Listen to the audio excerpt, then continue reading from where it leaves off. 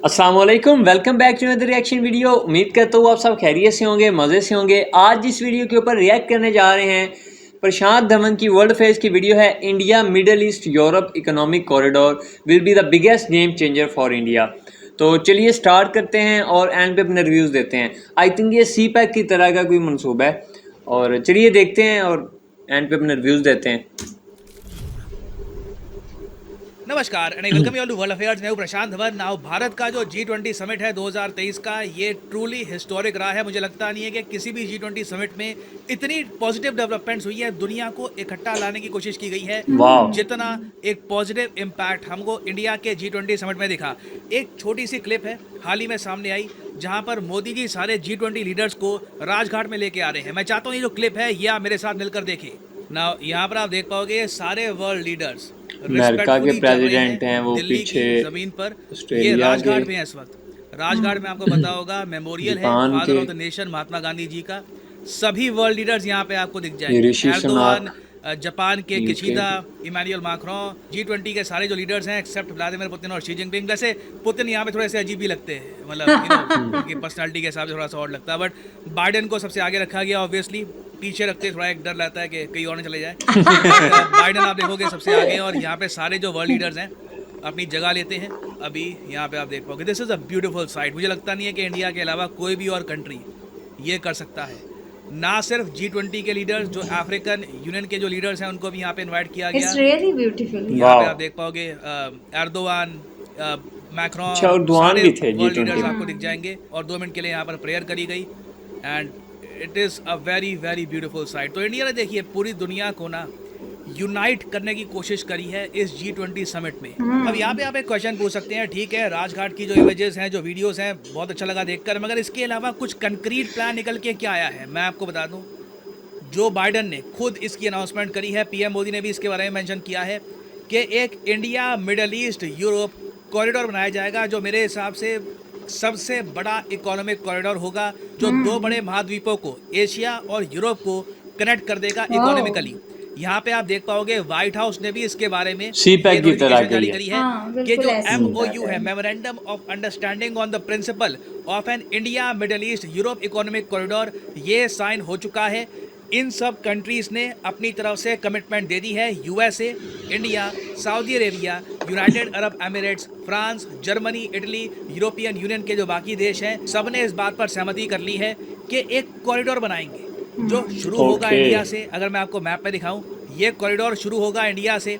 India को shipping लेन के साथ हम कनेक्ट कर देंगे यूनाइटेड अरब एमिरेट्स से। उसके बाद UAE, सऊदी अरेबिया और ऑल टुगेदर इजराइल तक बनेगी एक रेलवे लाइन। और उसके बाद फिर से शिपिंग लेन से इजराइल का जो हाइफा पोर्ट है उसको कनेक्ट किया जाएगा ग्रीस के साथ। और उसके बाद एक्स्ट्रा फ्लाइट ट्रेन से यूरोप के बाकी देशों को जोड़ दिया जाएगा। रेलवे लाइन बिछा रहे हैं ना वो। आपको इन द फ्यूचर अगर कुछ सामान भेजना है, कुछ इंपोर्ट करना है, एक्सपोर्ट करना है, आधी दुनिया तो ऐसे ही कनेक्ट कर दी इंडिया तक, ये आप बहुत जरा आराम से कर पाओगे। ये आई मीन यहाँ पे आप आर्ग्यूमेंट दे सकते हो कि इंडिया और रशिया ने मिलकर, इवन ईरान ने मिलकर, जो नॉर्थ साउथ कॉरिडोर का जो प्लान बना रखा है कि जी इंडिया की जो शिपमेंट है ये जाएगी ईरान में, ईरान से जाएगी ये शिप अर्मेनिया में, फिर यहाँ पर रशिया पहुँचेगी, फिर रशिया से यूरोप जाएगी।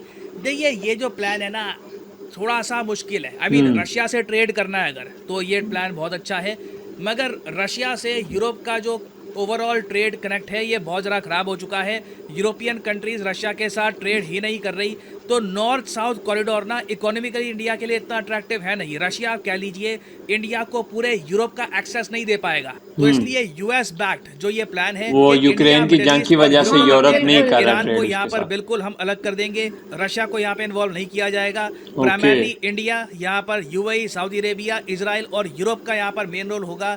इसे जो बाइडेन बहुत ज़्यादा प्रमोट कर रहे हैं, और लिटरली मैं देख रहा हूँ कि व्हाइट हाउस ने ना इसका पूरा एक ब्लूप्रिंट कि इससे दोनों कॉन्टिनेंट्स को क्या फ़ायदा होगा, इन्होंने साफ साफ लिखा है कि इससे 2 कॉन्टिनेंट्स को हम करीब लेके आएंगे। उसके अलावा it will make it easier to trade करना, एक्सपोर्ट करना, क्लीन एनर्जी, ये सब भी काफ़ी आसान हो जाएगा। याद रखिएगा इवेंचुअली एक प्लान ये भी है कि 1 सन 1 अर्थ 1 ग्रिड का, कि मान लीजिए कल को सोलर एनर्जी है, ये हमको भेजनी है from Saudi Arabia to India या फिर इंडिया टू यूरोप, ये सब भी हो सके।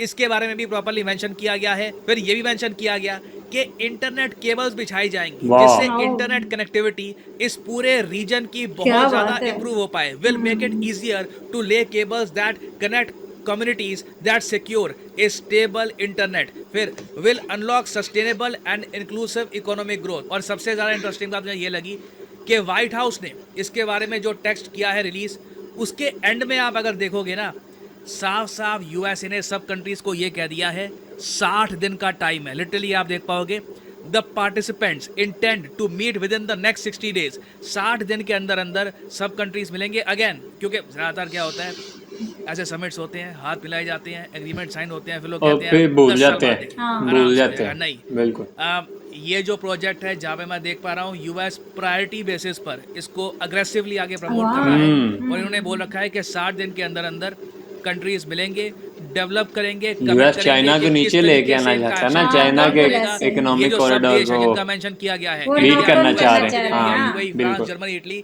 ये कैसे अपने फंड्स एलोकेट करेंगे, कौन क्या बिल्ड करेगा, कौन रेलवे लाइन कहाँ पर बिछाएगा, किसका क्या कंट्रीब्यूशन होगा, ये सब बातें आने वाले 2 महीनों में प्रॉपरली रिजॉल्व कर ली जाएंगी और उसके ओके। बाद इस प्रोजेक्ट पर काम भी स्टार्ट हो जाएगा। अब यहाँ पर आप एक क्वेश्चन मुझसे पूछ सकते हैं, एक बात बताओ कि हम यहाँ पर बात कर रहे हैं एशिया और यूरोप को कनेक्ट करने के बारे में, राइट, फाइन, मगर यूएसए इसमें इतना इंटरेस्टेड क्यों है? आई मीन ये प्रोजेक्ट जो है बिल्कुल, यूएसए तो USA को बहुत तो दूर कनेक्ट है। करता नहीं है। आई मीन अटलांटिक ओशन बहुत बड़ा है, कोई बिल्कुल। ब्रिज वगैरह कुछ नहीं है जिससे आप सीधा यूएसए को जोड़ पाओ इससे। तो यूएस इतना ज़्यादा इसमें इंटरेस्टेड क्यों है? जो बाइडन लीड रोल क्यों प्ले कर रहे हैं? वो क्यों कह रहे हैं कि 60 दिन के अंदर अंदर सब कर लेंगे, अमेरिका भी इन्वेस्ट करेगा, सब कंट्रीज इन्वेस्ट करेंगे? देखिए, यूएस ये मानता है कि ये जो प्रोजेक्ट है ये प्रॉपरली न्यूट्रलाइज कर देगा, डिस्ट्रॉय कर देगा चाइना के बेल्ट एंड रोड हाँ, प्रोजेक्ट वो को। देखो, वही, जो हाँ, ऑलरेडी हाँ। दिशाहीन है, कई कंट्रीज उससे तंग आ चुके हैं, कई कंट्रीज डेब्ट के अंदर फंस चुके हैं। तो जैसे ही ये प्रोजेक्ट बनेगा ना, आप देखोगे बहुत सारे जो आसपास के छोटे देश हैं वो भी इसमें पार्टिसिपेट कर पाएंगे। ऑब्वियसली मैं यहाँ पर ये भी कहूँगा कि जो चाइना का सीपैक है, जो चाइना पाकिस्तान वही इकोनॉमिक बात कॉरिडोर निकल है, आई है ना। वो भी इससे कम्प्लीटली यूजलेस हो जाएगा। हाँ। ईरान को डेफिनेटली इससे थोड़ा बहुत झटका लगेगा क्योंकि ईरान की जो इंपॉर्टेंस है इंडिया के लिए ये काफ़ी कम हो जाएगी ये प्रोजेक्ट बनने के बाद। तो यूएस पर्सपेक्टिव से आप अगर देखें तो इंडिया की तो यूएस का dependence बेसिक Basically यही है कि वो US सी के पैक के को लिए ये कम करना, CPEC को जो रशिया है की जो बीट importance करें। है इंडिया के बीट लिए ये करें। कम करना, चाइना का इन्फ्लुएंस जो है रीजन में ये कम चाइना करना, का influence they are कम हो all जाएगा इससे। Major geopolitical goals. तो यूएसए के पर्सपेक्टिव से डेफिनेटली ये अग्रेसिवली इस पूरे प्रोजेक्ट को प्रमोट करना चाहेंगे और ये करेंगे भी। तो आने वाले में जो ये IMEC है, जी हाँ इसको IMEC कहा जाएगा, IMEC कह सकते हैं इसको, नहीं सुनने में अजीब लग रहा है, मैं इसको IMEC बोलूँगा फॉर द टाइम बीइंग। सो जो IMEC प्रोजेक्ट है इससे रिलेटेड अभी आप देखोगे आने वाले कुछ महीनों में बहुत सारे एग्रीमेंट्स कंट्रीज़ के बीच में भी साइन होंगे, क्योंकि जो व्हाइट हाउस का नोटिफिकेशन इन्होंने जारी करी है इसमें ये बात भी साफ साफ लिखी हुई है कि जो पार्टिसिपेंट्स हैं, इंडिया भी एक पार्टिसिपेंट है जैसे मैंने आपको बताया, जो पार्टिसिपेंट्स हैं ये कमिट करते हैं टू वर्क कलेक्टिवली एंड एक्सपेडिशियसली। ये मैं हर बार देख रहा हूँ, मतलब ऑलमोस्ट एक अर्जेंसी है इस प्रोजेक्ट को लेकर के, ढीला नहीं पड़ना यहाँ पर, it must be done fast.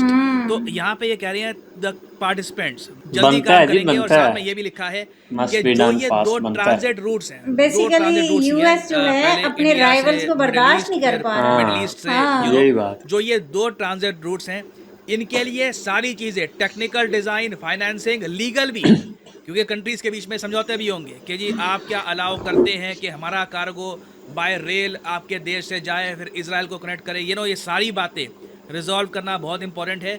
तो in the future definitely India में कई मिनिस्टर्स आएंगे, मीटिंग्स होगी, जयशंकर साहब हो सकता है कई देशों में जाएं और बहुत जल्द जो लीगल रिक्वायरमेंट्स हैं इस प्रोजेक्ट की ये कंप्लीट की जाएंगी। और फाइनली यहाँ पे आप सबसे मैं क्वेश्चन पूछूंगा। तो यार वीडियो हमने देखी है, अच्छा है प्रोजेक्ट, ठीक है करना चाहिए, लेकिन यहाँ पे ना वो उन्होंने एक बहुत बड़ी चीज़ वो खुद ही जिक्र कर दिया कि जो अभी हम देखें ना, तो अभी हमारे खित्ते के अंदर, जनूबी एशिया के अंदर सबसे ज़्यादा जो इन्फ्लुएंस है ना वो चाइना का है। बिल्कुल ऐसे। सबसे बड़ा इन्फ्लुएंस जो चाइना का है। और चाइना ने जो स्टार्ट किया था सी पैक, वो पाकिस्तान को तकरीबन आधी दुनिया के साथ कनेक्ट कर रहा था। बिल्कुल ऐसे। तो जो है ना यूएस, उसको ये बात बर्दाश्त नहीं थी, क्योंकि यूएस का और चाइना का आपस में थोड़ा सा क्लैश है। थोड़ा सा नहीं, बहुत ज्यादा है। हाँ, वो इस चीज़ और को यूएस का रशिया के साथ तो बहुत पहले से रशिया के साथ तो अभी बहुत पहले से है। अभी ये इसलिए भी चाइना के अगेंस्ट ये एक प्लानिंग कर रहा है यूएस के, उसको उसको ये था, उसको थ्रेट्स थे, थ्रेट्स, पॉलिटिकल बिल्कुल यही पॉलिटिकल और जियो पॉलिटिकल और थ्रेट्स, जियोपॉलिटिकल बिल्कुल थ्रेट्स थे। उसको पता था कि आने वाले वक्त में इट माइट बी पॉसिबल कि चाइना इसको रिप्लेस कर दे। बिल्कुल ऐसे ही है। और सी पैक वाकई ही एक गेम चेंजर था, जिसकी वजह से अभी ये लेके आए हैं। और उसकी जो इन चीज़ों के पीछे जो है ना, कसम ये भी एक देखो, वो गेम चेंजर था तभी तो इसको इतना थ्रेट्स, इसीलिए तो यूएस को इतनी टेंशन क्रिएट होगी कि यूएस का इसमें डायरेक्ट कोई फायदा नहीं है। हाँ बिल्कुल वो नहीं है। बताया ना कि डायरेक्ट तो कनेक्ट भी नहीं हो रहे, अटलांटिक ओशन है दरमियान, वो इतना बड़ा है, वो कनेक्ट भी नहीं हो रहे। लेकिन यूएस सबसे ज्यादा जल्दी कर रहा है, सब पे प्रेशराइज कर रहा है कि जल्दी करना है, इसको जल्दी करना है, जल्दी करना है, ताकि वो चाइना को जो है उनके जो सी पैक का प्लान है उसको नॉकडाउन किया जा सके, बिल्कुल उसको बीट किया जा सके। उन्होंने बताया कि चाइना का जो प्रोजेक्ट है वो यूजलेस हो जाएगा और फिर वो पता नहीं क्या। और चाइना का भी यही प्रोजेक्ट था कि बाय रोड दुनिया के आधे कंट्रीज को मिला दिया जाए, और वो अभी प्रोग्रेस में है, इसके ऊपर ये सोच रहे हैं। तो मेरा ख्याल है कि इसमें कोई भी कंट्री जो है ना वो मफाद की बेस पे, यानी कि वो अपना इंटरेस्ट सबसे पहले देखता है। तो डेफिनेटली तो यूएस जो है ना वो सबसे पहले अपना पॉलिटिकल और जियो पॉलिटिकल इंटरेस्ट देख रहा है कि खिते में मेरा गलबा दोबारा से बन जाए, यूरोप एशिया में, साउथ एशिया में। ऐसी बात है कि देखें जितनी रैपिडली चाइना ने तरक्की की और चाइना कर रहा है बहुत जल्दी, यानी कि यूएस को ऐसा लगता है कि आने वाले वक्त में अब शायद तो ये सुपर पावर बन जाएगा, बिल्कुल और ये सुपर पावर बन जाएगा, and it might be possible, वो पॉसिबल है, बिल्कुल वो बन रहे हैं सुपर पावर, चाइना बन रहा है, ये बात सबको एडमिट करनी पड़ेगी। और बेसिकली ये उनकी पावर को कंट्रोल करने के लिए, कम करने के लिए, खित्ते में जो उनका एक वो इन्फ्लुएंस है ना, उसको कम करने के लिए, बिल्कुल उसको कम करने के लिए सारा प्लान किया जा रहा है कि हम भी इस तरह से ये एक प्रोजेक्ट बनाएं जो इस तरह मुख्तलिफ कंट्रीज को जो है ना वो कनेक्ट करे। और जो यूएस है वो कभी भी बगैर मुफाद के किसी भी कंट्री के साथ नहीं चलता, बिल्कुल नहीं चलता। तो अभी उसको यही मुफाद है। वीडियो भी हम यही देख रहे हैं, बेसिकली ये चीज यूएस को तो खटकेगी ना, कि उसके अगेंस्ट जो है एक बहुत एक ब्रॉडर लेवल पे एक प्रोजेक्ट बनाया जा रहा है, और वो भी चाइना बना रहा है। तो डेफिनेटली नहीं, ये कब से इनकी नज़र थी इसके ऊपर कि अमेरिका ने कई बार बल्कि ये भी बोला था कि आप इसको जो है ना वो बंद कर दें या हमें साथ, रशिया भी था इसमें इंटरेस्टेड कि आप हमें सी पैक में जो है ना वो इन्वॉल्व कर लें। एक और बात पॉइंट टू बी नोटेड कि इसने यूएस ने रशिया को भी, मतलब इंडिया ने यूएस की वजह से रशिया को भी इसमें एक पार्टिसिपेंट नहीं बनाया, बिल्कुल ठीक है, क्योंकि बहुत ये भी राइवल्स हैं। हाँ, रशिया वो हम देख रहे थे कि किस तरह से वो लेके भी नहीं आए, उधर नहीं आए, प्यूटिन को नहीं लेके आए, बाकी सबको लेके आए। वो कहता जी प्यूटिन की पर्सनैलिटी के